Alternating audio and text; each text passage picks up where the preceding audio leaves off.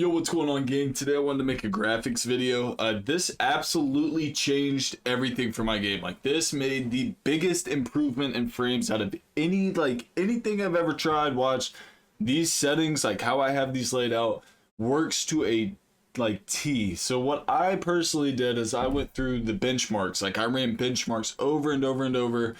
And I changed, like, if I wanted, like, better graphics, this and the other. And I finally, like, after doing all these different numbers and gathering information, I have the best settings, I'm telling you right now, specifically for GPU-bound computers. And that's going to be anybody with elite computers. Like, at this day and age, if you have, like, a nice GPU, like 3080 Ti's, 3090s, 4090s, 4080s, stuff like that, you're going to be GPU-bound.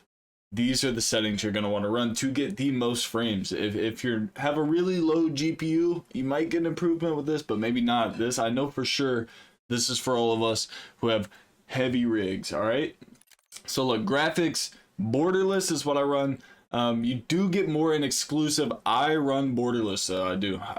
I like borderless because I have OBS like over here. Like, when if you see me look over here, it's OBS, but I like to be able to do it. So borderless is what I run. Exclusive will give you a little more, not enough to worry about. Make sure that everything's set to like automatic on your aspect ratio. This setting right here, reset start shaders preloading. I do this every time I load COD. I'm telling you, it makes a difference. You'll notice that if you, like, let's say you reset, you go a couple weeks, your frames are going to be down. You reset, just make it a habit, reset your shader preloading every time you come on. It definitely has an increase. I don't think any of these you need to really tamper with. This is going to be the bulk of it right here. So render resolution's 1440. Quality is going to be just at 100. Dynamic resolution is going to be off. Upscaling sharpening, this is a big one. So I use Fidelity FX CAS. There's an option obviously for NVIDIA DLSS, you have image scaling, Intel XeSS. I mean, you have all these different options. Now, people argue DLSS, oh, it's going to give you the most frames, and technically it will. You'll get 300 frames, something crazy. But what people don't understand about NVIDIA DLSS, it generates frames. I think it actually says that right here. Says right here, a neural network to boost frame rates and generate beautiful sharp images. So what it does, it generates these like AI frames, like these fake frames, and throws them in so you have the appearance of getting a smoother gameplay. The problem with that is there is an input delay with DLSS, I promise. Like, since it's your computer's literally having to generate what you're seeing, that's not actually being rendered, it's being generated rather than rendered, there's a input delay. So it's nice and all, like, oh, you get a little more. It's not worth it because we're playing Call of Duty where milliseconds matter, especially if you play ranked play. So Fidelity FX CAS, and you will get a better picture with Fidelity FX CAS. The AMD FSR 3 frame generation off, same thing as DLSS. It literally says it bar for bar, increase frame rate by creating additional frames. It's the same thing as DLSS. It's genuinely generating, not rendering, but generating these new frames that give you an input delay. So we want to stay away from that. VRAM target scale I have set to 80. Variable rate shading is on. Now here's where it gets crazy. Like, everyone's always like, oh, put it all on low. With a GPU bound computer, so if your GPU is better than your CPU, you want to make sure you have a little bit of texture quality going on because it takes weight off of the CPU so you don't have a bottleneck. Like, it makes more of the workload go to the GPU, so instead of getting less frames, everything's working closer in sync. I know it sounds crazy, but if everything's on low, it makes the game what you would call CPU bound because you're not putting the workload towards the GPU. Now on the flip side, you don't want to put everything to the GPU because then the CPU is like, okay, I can't do anything, this is too much. So there's a balance, and that's what we do with this.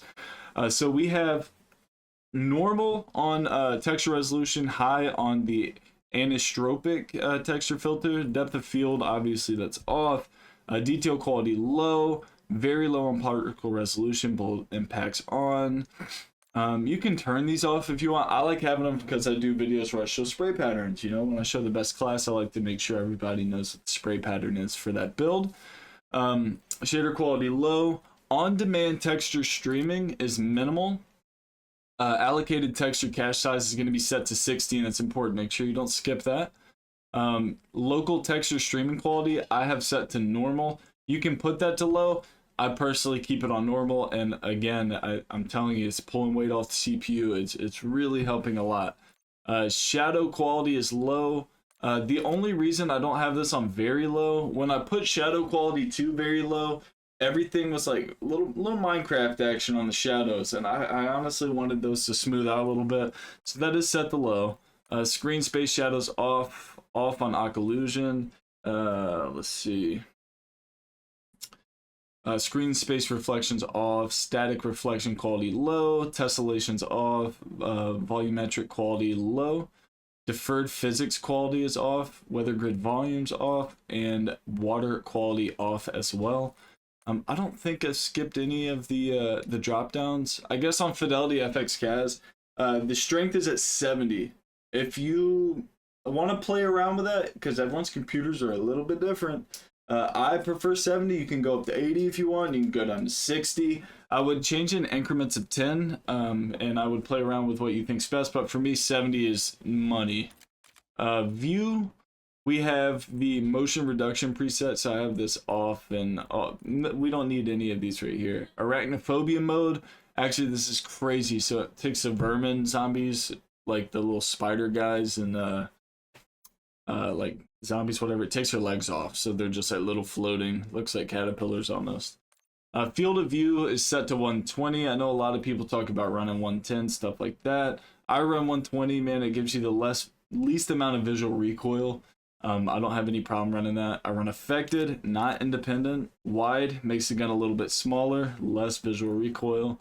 Motion blur off, weapon motion blur off. First person camera movement, this has another impact on frames. Least default is 100, but the less the camera's shaking, the more it's having to try to render stuff while it looks blurry or it's moving. So definitely make sure you have least on both of those. And I also rock an inverted flashbang. It makes my screen go black rather than white. Saves your eyes a little bit. Gang, these are going to be your settings. Benchmark them. Go to multiplayer. Make sure you run this benchmark. Evaluate, see what you think. But I'm telling you, if you follow this guide, if you do everything I just said to a T, you will be hitting me in the comment section saying thank you so much for the frame increase, man. Expect big increases here, man. For me personally, I got a 55 frame on average increase. So anywho, if you're new to the channel, enjoy the content, hit the sub, crush the like. I'll catch you more for another banger. Let's get a game.